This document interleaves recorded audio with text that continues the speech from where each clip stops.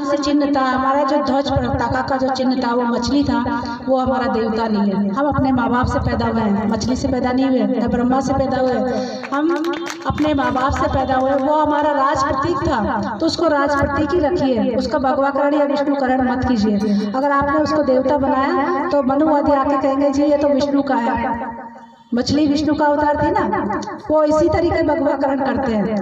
हम नागवंशी भी है। मैंने राजा आलन सिंह का जो नाम दिया, वहाँ आप जाएंगे खोगंग में, आज भी विशाल का एक प्रतिमा है, पत्थर की बनी हुई, बहुत सुगढ़ गढ़ी हुई, और उस पे नाग बना हुआ है। तो हम नागवंश भी है, मत्स्य वंशी भी है। ये हमारे वंश के या हमारे राज करने के प्रतीक चिन्ह है, न कि हमारे कोई देवी देवता। ये हमारी पहचान के स्तंभ है, तो हमको उसी तरीके से इनको स्थापित करना चाहिए।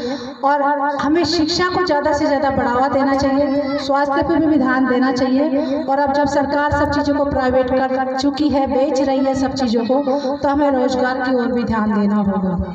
आदिवासी एरियो में रोजगार की, स्वरोजगार की या प्रशिक्षण कार्य ऐसे केंद्र खोले जाने चाहिए, जिनसे हर तरीके का रोजगार आपको अपने ही क्षेत्र में मिल जाए। आप लोगों ने इतने सारे संगठन बना रखे हैं, बहुत सारे काम भी कर रहे हो आप लोग, और काफ़ी सफल भी रहे हैं। तो आने वाली चुनौतियों का मद्देनजर रखते हुए आप लोगों